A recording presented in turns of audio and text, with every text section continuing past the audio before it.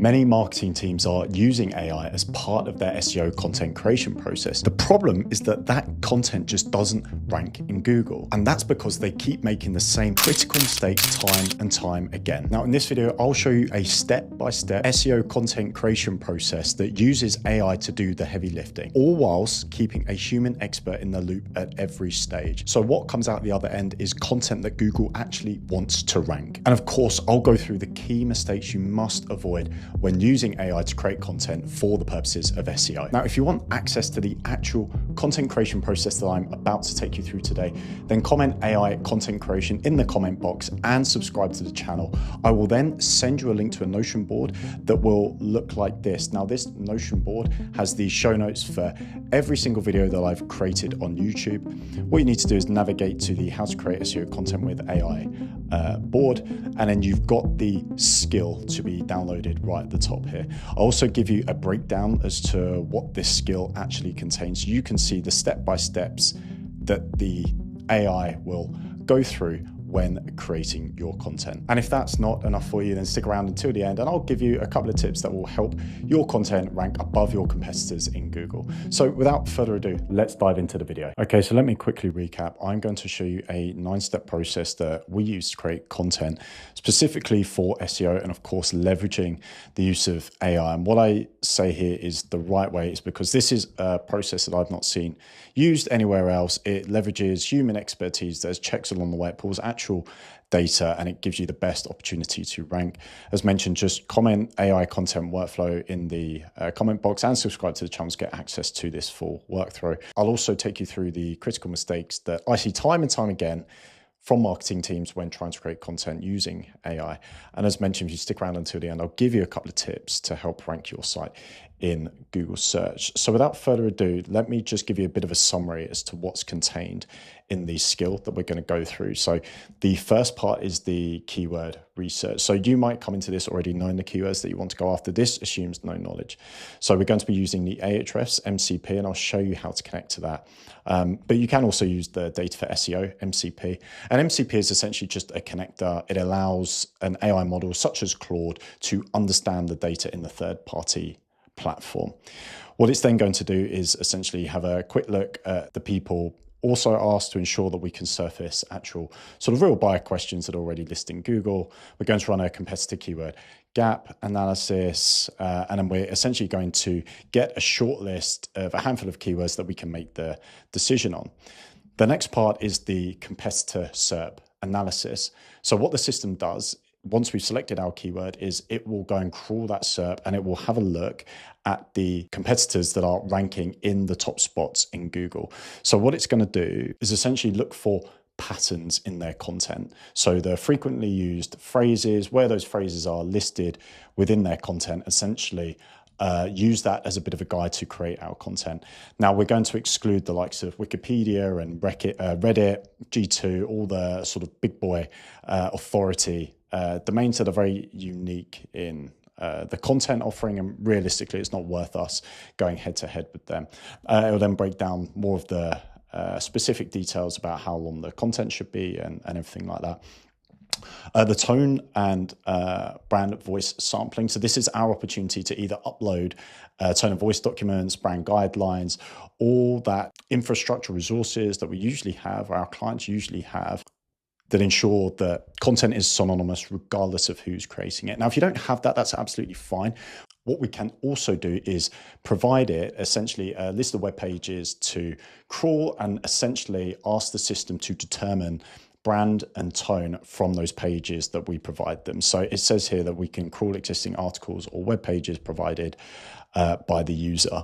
It will then extract the tone, the vocabulary level, jargon use, sentence structure, and then it will essentially create almost like a mini tone of voice and brand guideline document for us to create for this specific article. Before then, it will then move on to the user sentiment research. Now, what this does, it essentially searches something like Reddit or third-party platforms to understand what people are saying about our product or services. So it's going to search for the top threads. It's going to extract things like pain points and buying questions and frustrations, all unique, real experiences provided by real people to include in our content. It's also then going to go through those authority review domains, the likes of G2, Capterra, TrustRadius, for reviews covering sort of product strengths and weaknesses and bits like that. It's then also going to extract by language, so phrases that will also come in handy when we're looking for natural language processing friendly terms, NLP terms. Don't worry about that at the moment. I'll come on to that. And then it'll give a bit of a sentiment summary grouped by themes. So these 4 steps are essentially doing that heavy lifting research for us. It's, essentially understanding the keywords we want to go after. It's having a look at the SERP makeup. It's then creating its own tone and brand guidelines. It's then extracting third-party reviews from real customers and things like that to gain a bit of an understanding of our business. Now, before long, it will then create the actual content brief. And this is where the real magic happens. So it uses all of that research, all of that data that it's pulled, and it will create an outline of an article. So it will give us the headings, it will give us the body text, the FAQs, sort of things like that. It will then do this NLP extraction. So again, don't worry too much about the math behind this. This is essentially just looking for common phrases that are synonymous amongst the top ranking articles. And then it will give us an opportunity to share this brief with a subject matter expert. So SME means subject matter expert in this case. Now, what we want from the subject matter expert is essentially to provide topics, nuances, insider knowledge that we can bring into the content. And then that will be locked in, that will be added throughout the content to the content when it goes to create it. Now, the content creation process, this then happens once the brief has been completed. So all that research that we've provided it will create the content based off of that research. This will also add in things like internal links. So it will ask for key service pages that we should be linking to with keyword-rich anchors. As we know, internal links are a fundamental part of any successful SEO campaign, and even if the content you create is informational in its content itself, its purpose can be solely there to point to product and service pages through internal linking, and Google loves this stuff. So do not forget to ensure you add your internal links. It's then got some safeguards around sort of, the whole sounding like AI, which I appreciate is a bit of a moving consideration at the moment, as well as, of course, trying to stick to more of the granular details of the brief, such as word counts and things like that.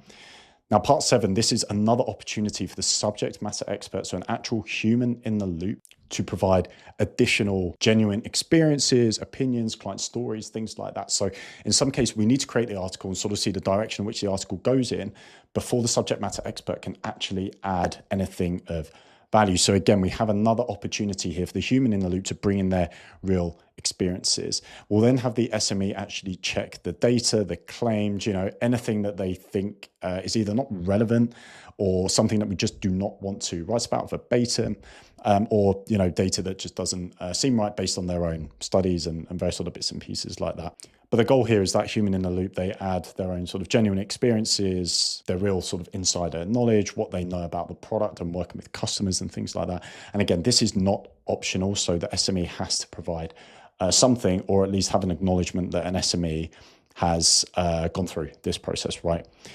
And then the final 2 sections. So we always have a verification section within any workflow that we build. And this is because AI still has, the opportunity to hallucinate, and it will, if we're not giving it strict enough instructions, it can sort of derail. So we have a data and claims verification at step 8, where it will go through and all the claims that we made throughout the article, it will go through and find sources where that is verified. So yeah, that could be claims, that could be any data points that we've mentioned.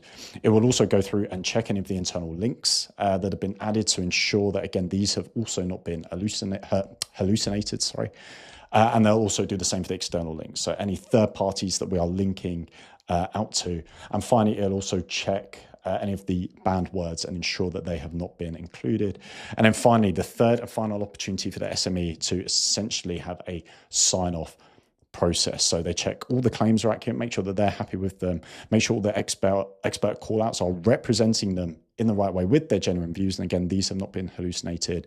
The tone and positioning match the brand, and they are happy for this to go live. So in this 9-step process, we have 3 opportunities to loop in a subject matter expert, an expert in the loop. We've also got checks for data and verification, and we do a hell of a lot in the first 4 steps to do the research, gather the data, etc., etc. So the actual content creation part of this is such a small snippet of this, because so much is done at the start, and then there's consistent use of a human in the loop to validate. And you'll notice down here that this skill only allows you to create 1 article at a time. So you cannot use and abuse this. You cannot create articles at scale.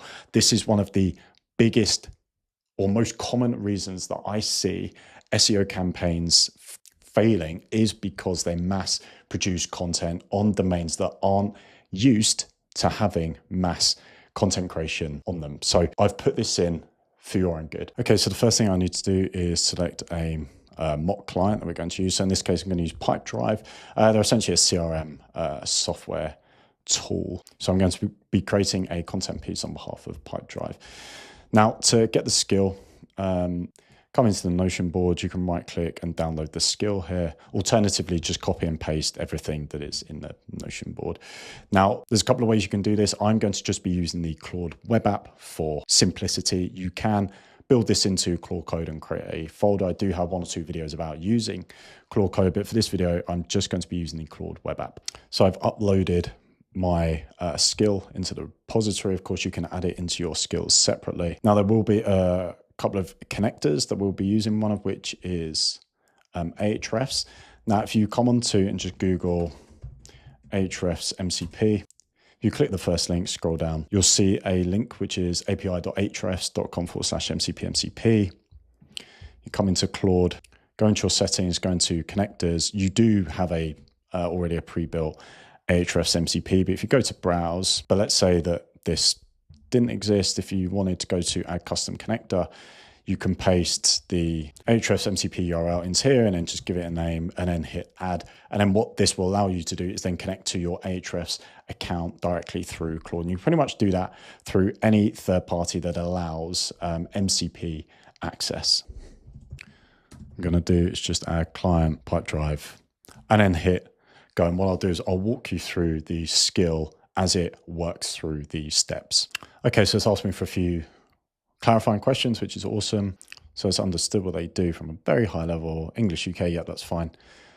Which product services should we be pointing to? So let's jump into here. If I go to products, I go to sales software, email marketing software, and project management software, I think these are 3 good URLs to point the articles to. Let's say Anchor. I think that's what they've called it, just sales software. Yeah, cool. Next one, email marketing software.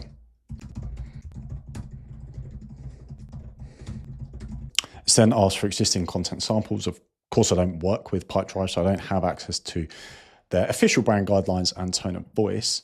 So what I'm going to do is come into resources, jump into their blogs, and I'm just going to take the first 3 articles that I see and add these as points of reference. And in this case, I'm going to be the subject matter expert. In your case, leverage an actual subject matter expert to add real weight to your article and give you the best possible chance to rank in Google. And then we're going to hit go. Yes. So it's just asked me to clarify my answers, which is awesome. Now we're going to kick off that step 1, the keyword research. And as you can see, it's already connected to the Ahrefs. As mentioned, you can use data for SEO, and you would have seen in my connectors that I do connect to that. I am a big fan of it, and we do use it a little bit later on for their web fetch. You can also use SERP API as well.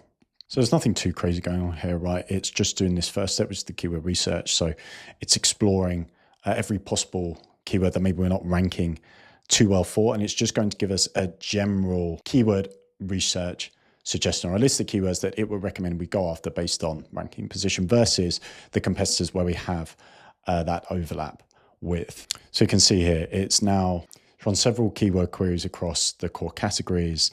It's also pulled some question-based keywords to look at project management, CRM crossover. It's also checking what we already rank for to avoid things like cannibalization as well. So it has a good understanding of the SEO fundamentals. Okay, it's giving us A handful of recommendations. I think we have 10 here, which all look pretty good. I won't go through all of these one by one, but let's just pick one. So I think customer retention strategies looks pretty good, very relevant to Pipedrive.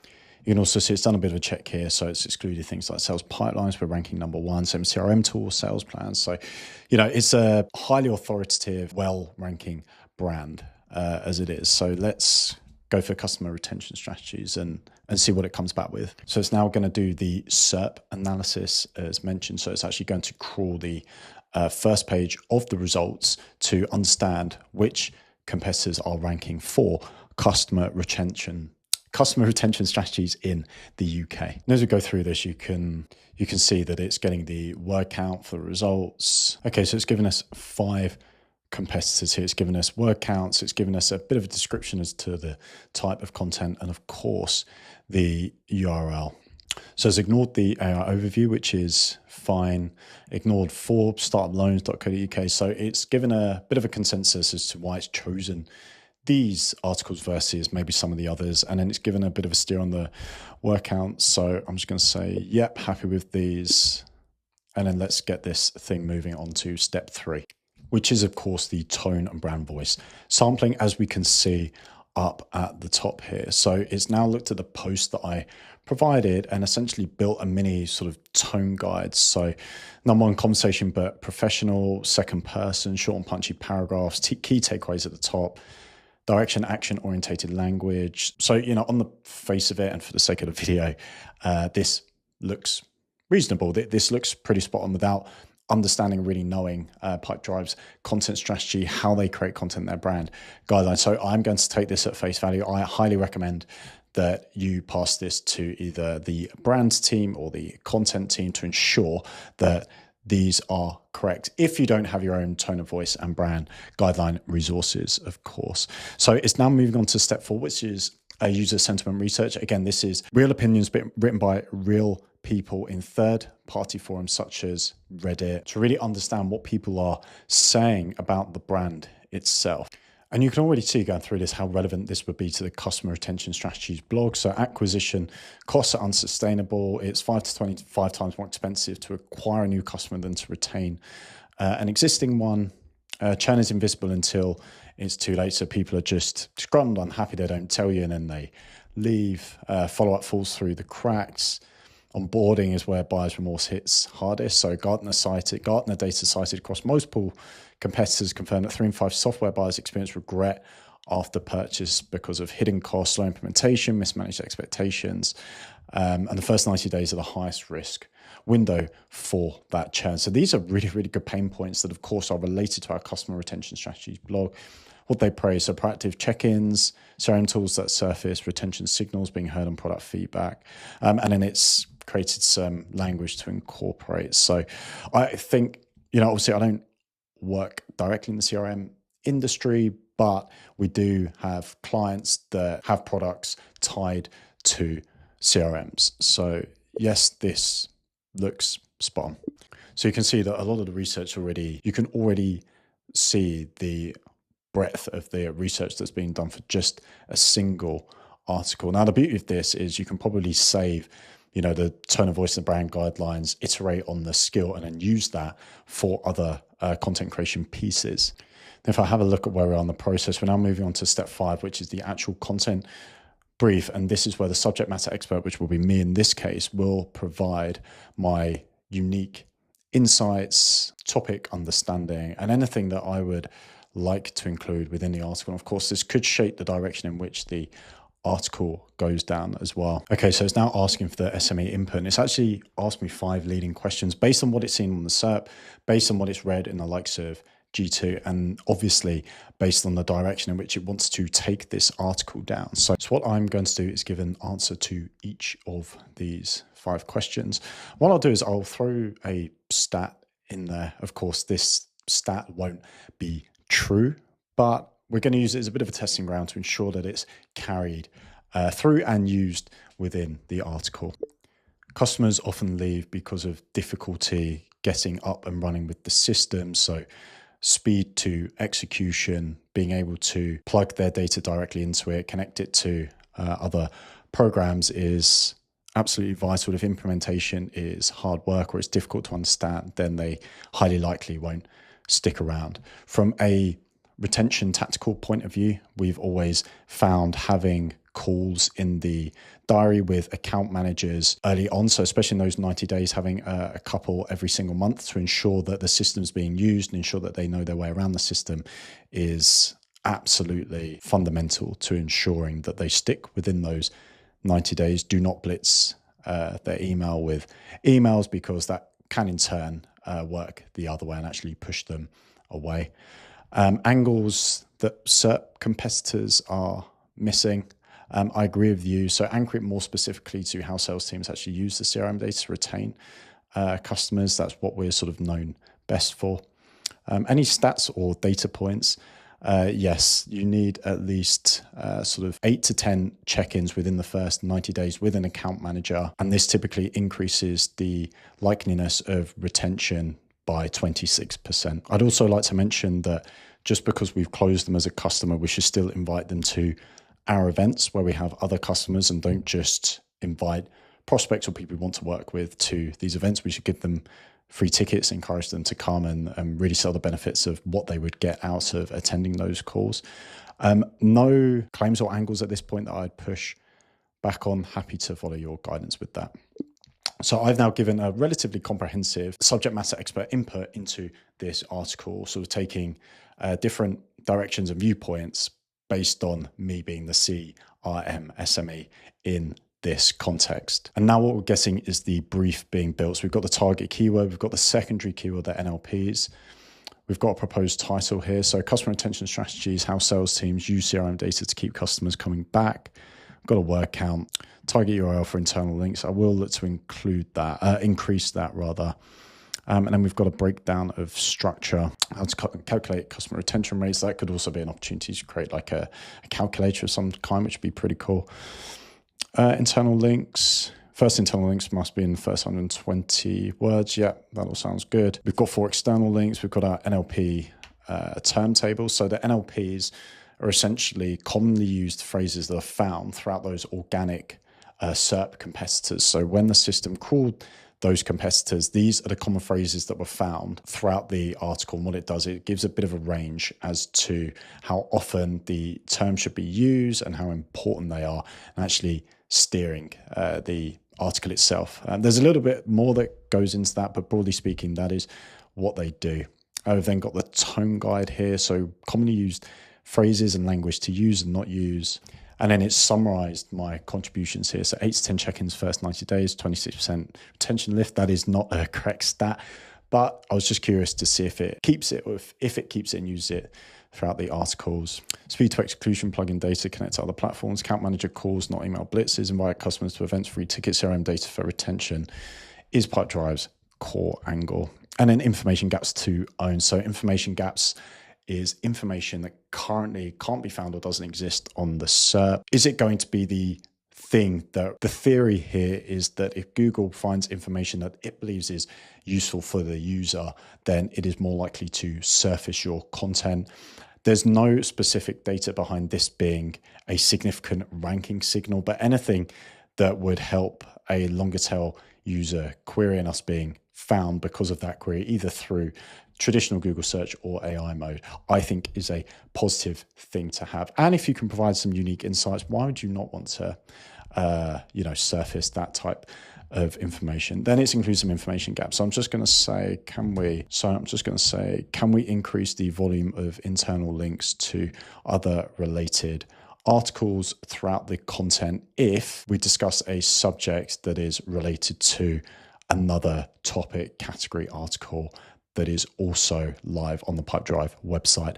Other than that, you can move through to step 6. So we've now done the first 5 steps. We've done all the research. We've done all the information gathering from third parties, from real people. We've had my input, the SME input. Now we're refining and about to go to the actual content creation step.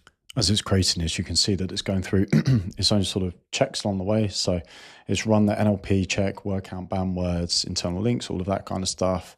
Coverage just shy of 61%. It needs to hit 70% to satisfy the skill and the outline that we've provided it. So it's just said to itself that it's going to fix the gaps around customer experience, acquisition, customer satisfaction, all NLP phrases that it needs to use within the article itself. Okay, we now have the first draft of an article that's been created. So we can see at the start here, it's included our internal link. It's stuck to the title that it said it would. It's included the key takeaways, which if you remember, was a tactic that Pipedrive used throughout their blog content.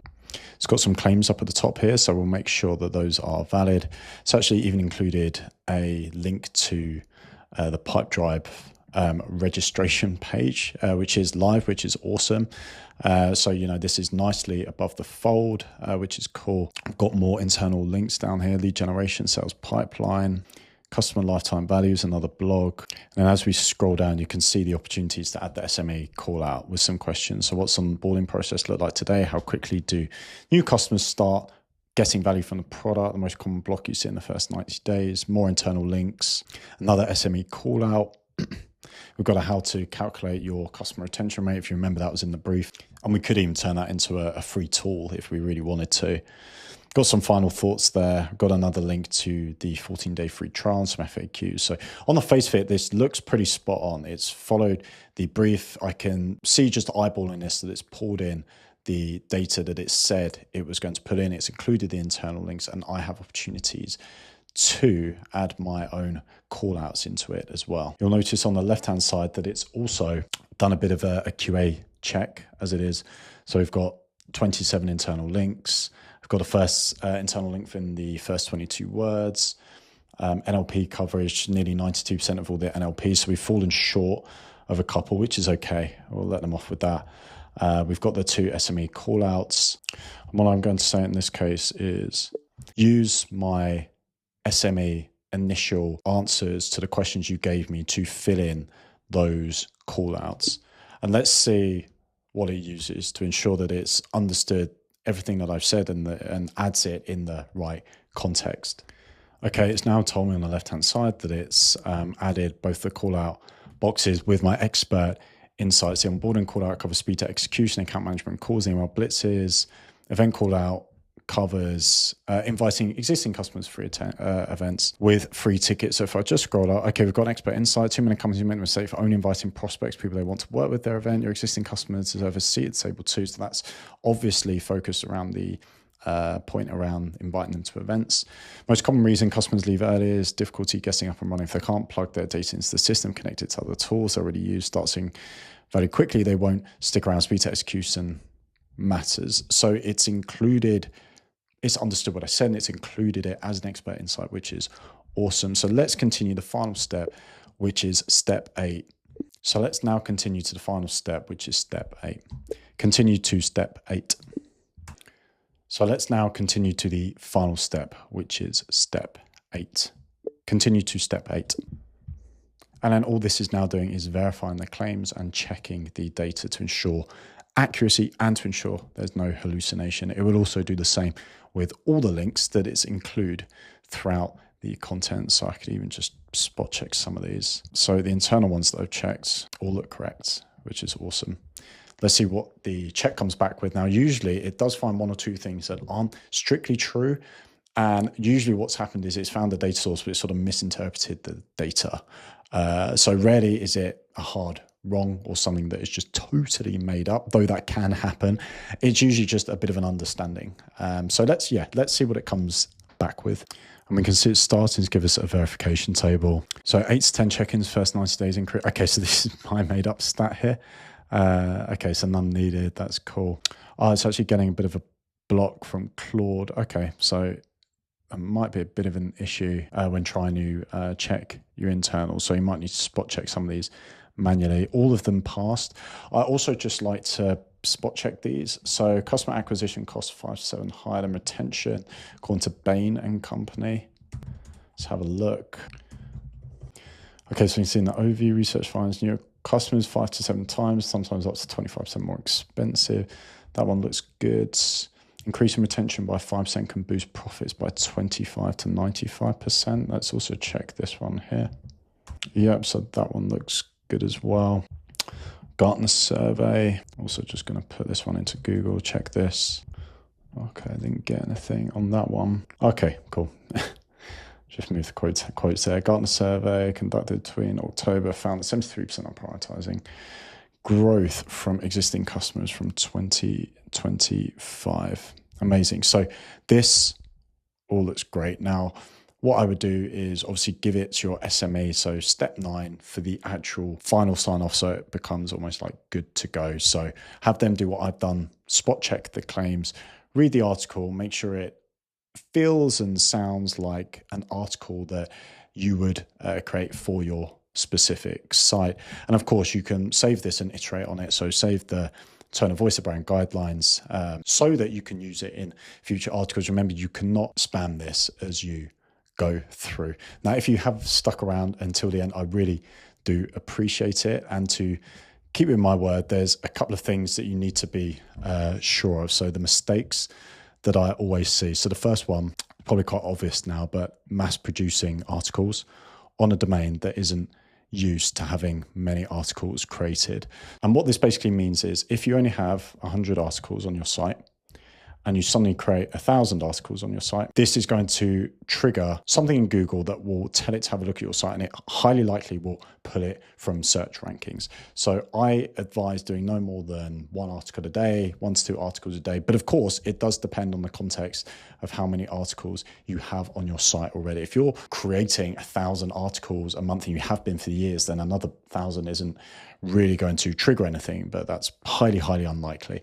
And the reason being is that Google doesn't mind AI content, but it does look for effort. So it doesn't like low effort in its content. And when it deems low effort, it will simply derank or pull your articles from the SERP.